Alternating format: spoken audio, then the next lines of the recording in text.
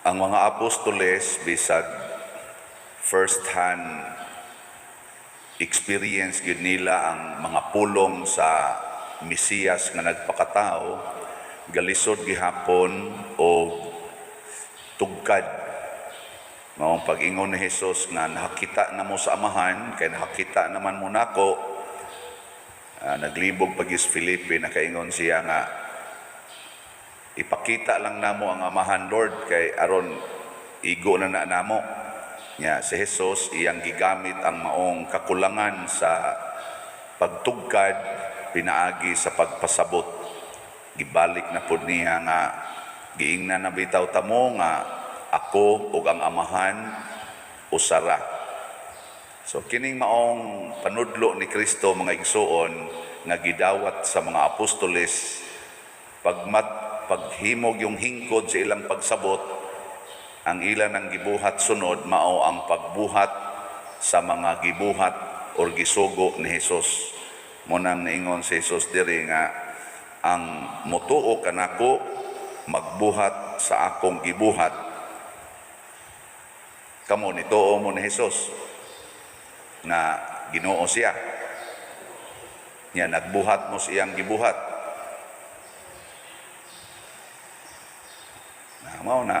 Muna'y problema nato.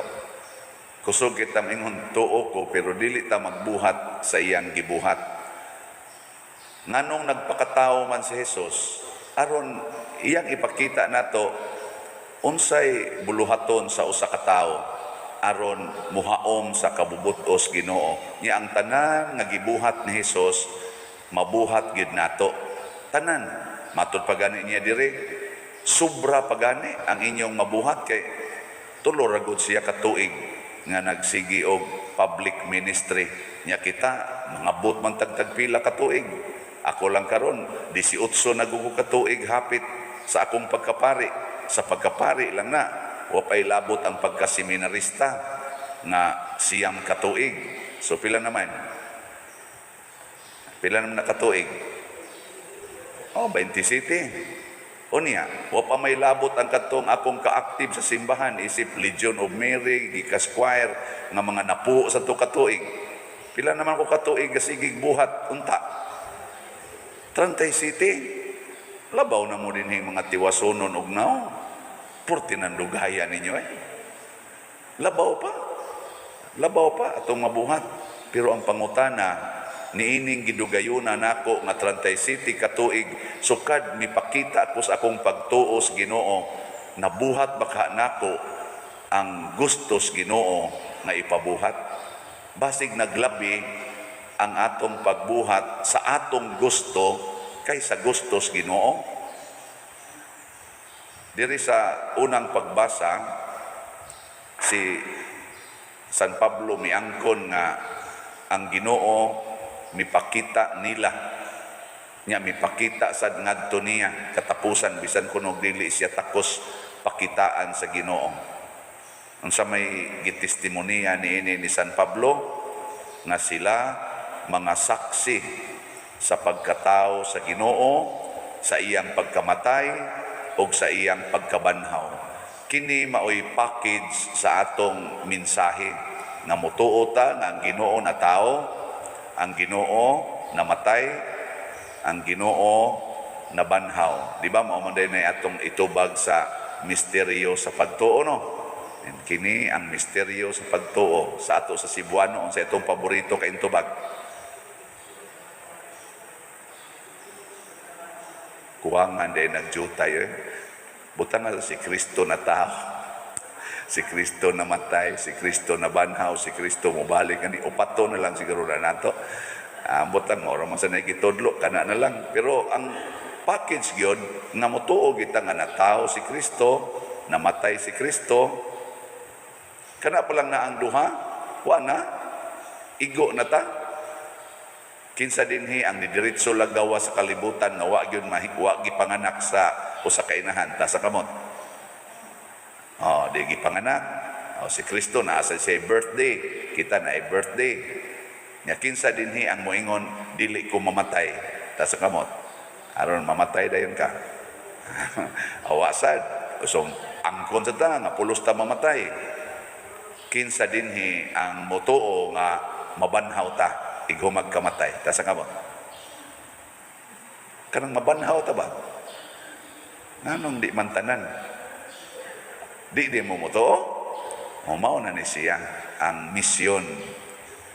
Kanang dili motuo nga mabanhaw ta sama ni Kristo, mao nay gusto ni Kristo nga ipatinaw pa ang atong pagtuo. Ug daghan kay ta ana, daghan kaayo ang galisod pagtuo nga mabanhaw ta. Mao bitaw nga usahay murag ang atong kabalaka ug ang atong paningkamot nakasintro ra gyud niining maong kinabuhi. Murabag inig-abot na inig kamatay, kanang tayo enjoy life while you are still alive. Enjoy life. Uy, sayop na oy. Unsa man tay sakto? Kanang enjoy life while you are still here.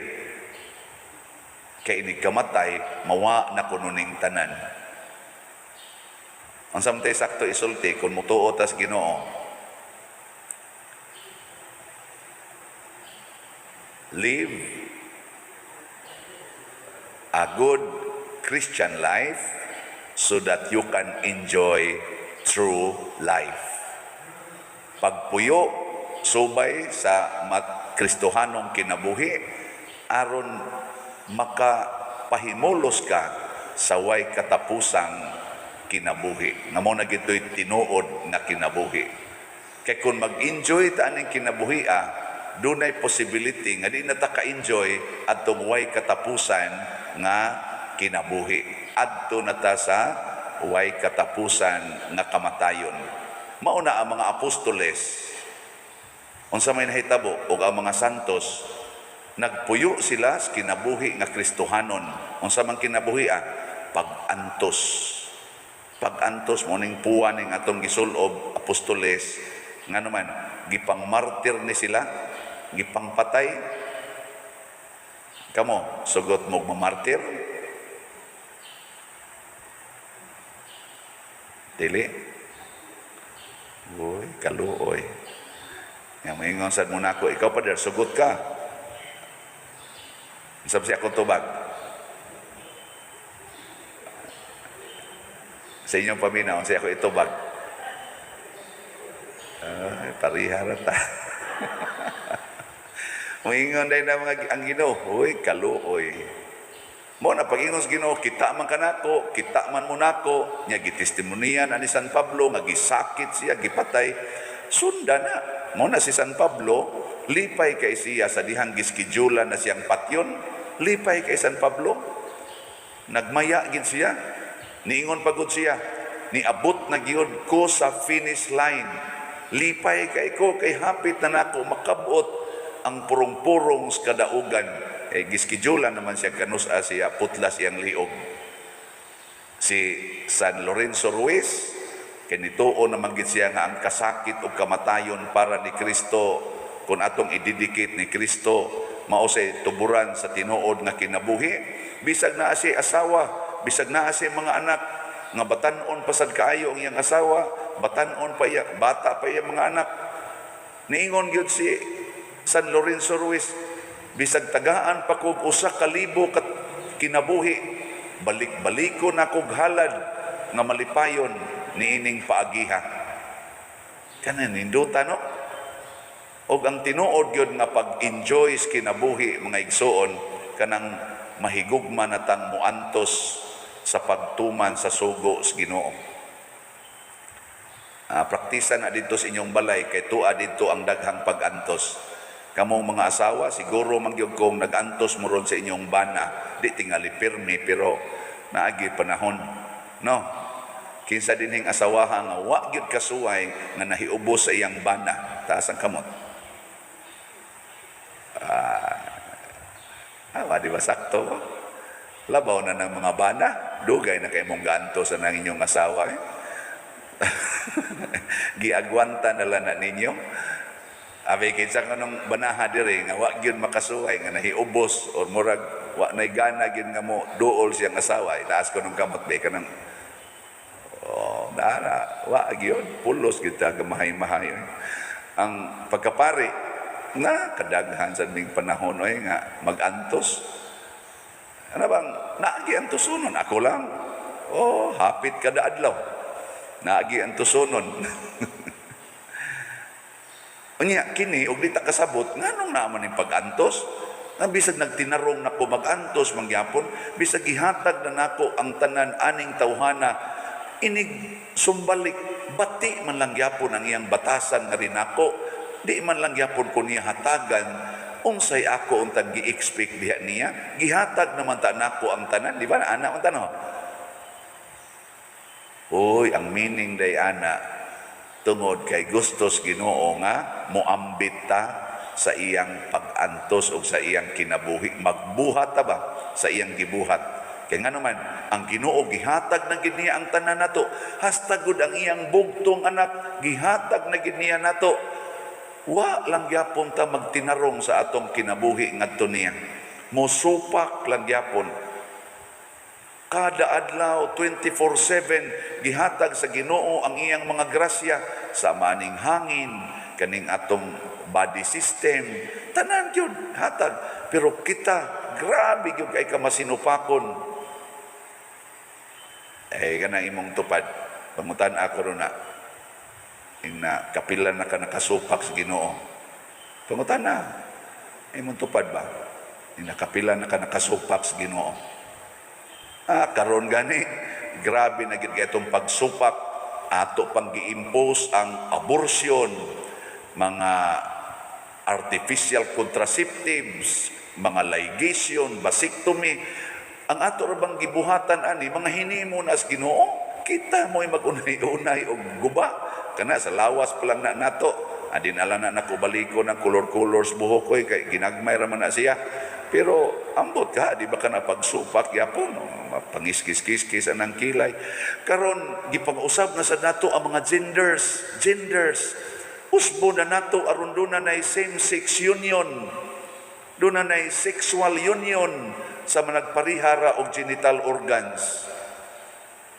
Kita'y nag-usab ana, nya ang Ginoo sige lang gyapong hatag og grasya niining mga tawhana. Tungod kay ang Ginoo hatag tanan supakon gyapon nato.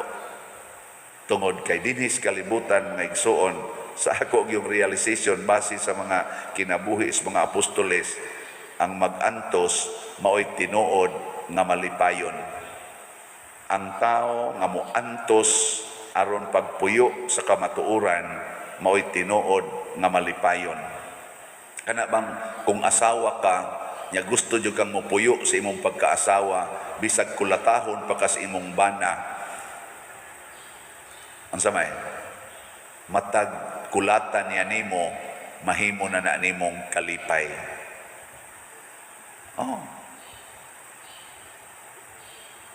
Adi mong to tistingi ay gyud atras pakulata gyud kamong mga ginikanan, tistingin aninyo kung supak-supako na mo sa inyong mga anak, di na paminaw ng inyong gipangsulti. Unya, mubarog yun mo sa inyong pagkaginikanan nga inyo ginang atimanon, inyo ginang alimahan ng inyong mga anak. Malipayon kay mo magtanaw nila nga mga tapulan kaayo. Di na mo magyaw-yaw. Tapulan na, dili na. Magsige na mo gigon, kining mga anak ka, maugid ni ang akong tuburan sa pagsunod sa pag-antos ni Kristo. Makabuhat yun ko mga buhat ni Kristo. Di ba? Kanindot, anak, mahibong ko na inyong mga anak. Naman ni magyaw-yaw.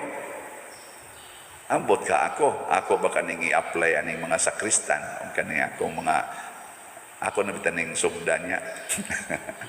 Kaya nga ako din yung mga kauban mo magkakitag liyon o makita na ko nila. Ako na ning osbo ng akong una-una. Kining mga kauban ako din nga di gyud kayo mutuman sa atong gikasabutan.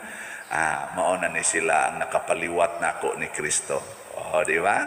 Ngayon dahil ko pag-antos pa more. Supak pa more. Testingin ninyo.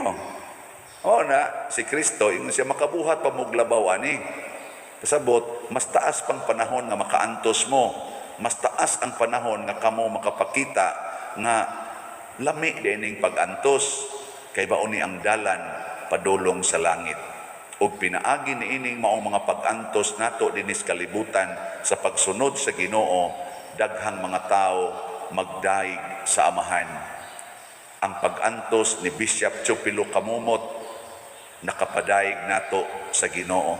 Ang pag-antos nila ni Mother Teresa, nilang St. Francis of Assisi, San Isidro Labrador, o mga santos nga atong nailhan, ang ilang mga pag-antos nakapahimo natong nagdebosyon ngadto sa Ginoo. Kamo, ako, naa sa katay ikapakita sa mga tao karon sa modern world na kamautang mo antos aron mudaig sa sila sa Ginoo, kamautang mo antos aron hunongo na ning bisyo, inom, sugal, pamabay, panglaki, pang homosexuality, mo antos ta. Bitay ni ingon ako nga nibiya na siya siyang pagka homosexual, iyang pag rampa sa una sa iyang lalaki siya baw niya magbinabay na gisay katipon-tipon niya iyag yung gibiyaan 14 niyang hilak hangtod karon ma-attract pa siya og lalaki pero iyag yung gipugnan og iya nang gididikit sa simbahan iyang kinabuhi. Magtan-aw ko niya nga naningkamot og ingon ani nakaana sad ko ako sad sa akong pagkapari naabya sa ko'y antusonon ang pagpuyo sa akong celibate life. Kana bang di ko magpadala sa akong gana sa babae. Nindot biya kay ng babae para sa laki. Di ba? Ako laki ko ako na i-declare laki kong tinuod. Nya kanang magpuyo ka nga celibate. Nya na daghang mag-text nimo I love you. Oy, patay ta Antusonon gyud. Pero nakaingon sa ko, nakahatag ni siyang inspirasyon ako. Salamat Lord, na-inspired ko.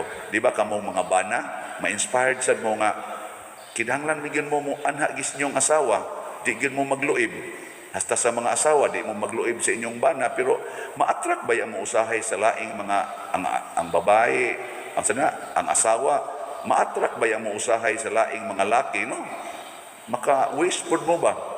Sana ingon ani akong bana lami ang hiluan ni panuay ngano kanina lang unta akong nabana mo ana ka ba pero ang tusono na nimo ang mga bana sad makahatan-aw sa kanang imong silingan diha nga kuan sa gayo ning ka inani tagbatasan akong asawa no ana ba nigtan-aw ni ka og iro ning batasan ni animal nya kuan ayaw antusa na lang gid na. Og diha kadapita makaingon nakasunod ka sa Ginoo. Og ang mga tawo nga nagtan-aw nimo ana mudaig sa amahan sa atong Dios nung amahan tungod nimo. Ay nana. Sige, nindog na ta mga